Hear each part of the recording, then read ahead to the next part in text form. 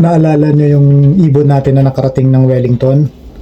500 plus kilometers ang layo mula dito sa Auckland. May young bird siya. Eto. Yan.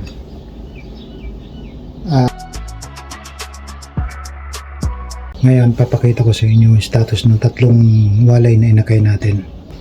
Medyo kumakain na sila at marunong na rin silang uminom. Nga lang, hindi pa nila kayang makipagsabayan doon sa mga malalaki na. Ipapakilala ko sa inyo. Yan. Bagong walay natin yan. Hindi ko alam kung anong tawag sa kulay niya. Pero yan ang status ng pakpak niya. Kursonada natin yung katawan niya. Kursonada natin yung body structure niya. Tsaka yung pakpak niya. Yan o. First time natin makapagpalabas ng ganitong kulay. Yan. Medyo mailap na ibon. Yan.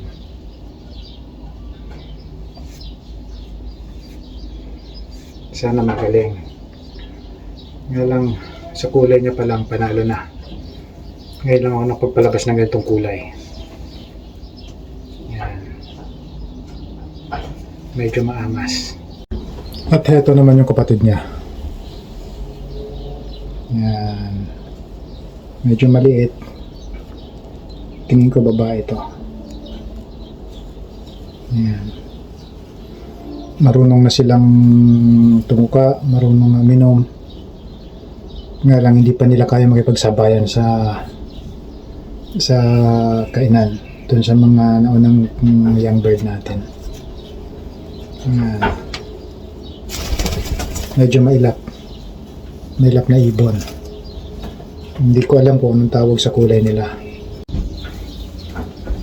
Heto naman sa mga pahabol na inakay natin, ito yung pinakamatanda.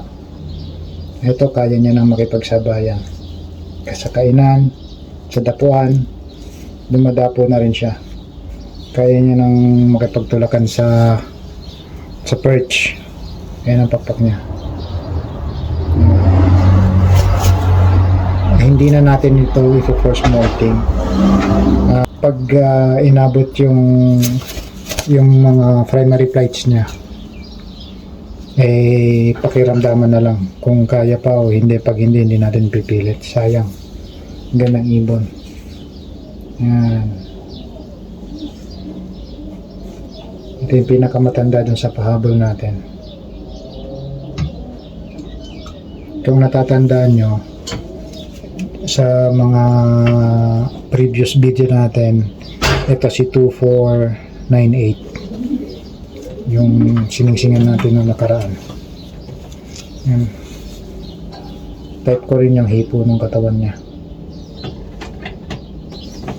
Yung pakpak niya, yan, medyo basa pa nga kung tutusin eh. Pero maaga siya natutong maging independent. Yan.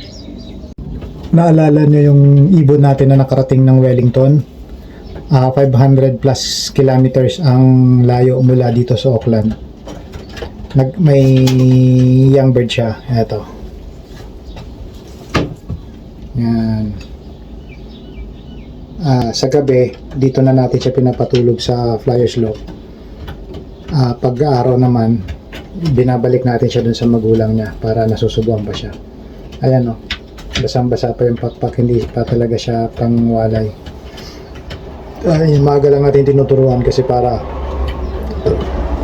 once na nakita natin na malakas na siyang kumain, iwawalay na natin to kagad para makahabol.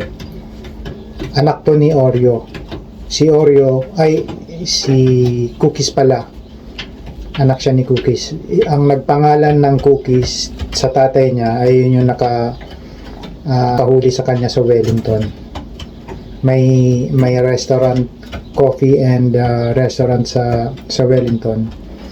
Invited tayo pag napunta tayo doon. Sabi niya, punta kayo dito sa restaurant ko. Ang pangalan ng restaurant niya,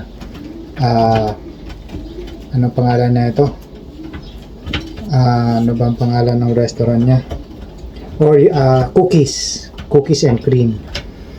Kaya sabi niya, nag-request siya sa atin na kung pwede bang bigyan niya ng pangalan yung ibon na yon. Kung pwede bang pangalan ng restaurant ang pangalan natin. At pumayag naman tayo dahil sa ang laki ng sakripisyo niya doon nung hinuli nila. Tumawag pa siya ng professional na nanguhuli ng ibon. Nagbayad siya. Tapos yung shipping papunta rito sa Auckland, nagbayad siya. Hindi niya tayo siningil. Yan. Ito ang anak ni Cookies. Hanggang dito na lang mga tropa. Bye!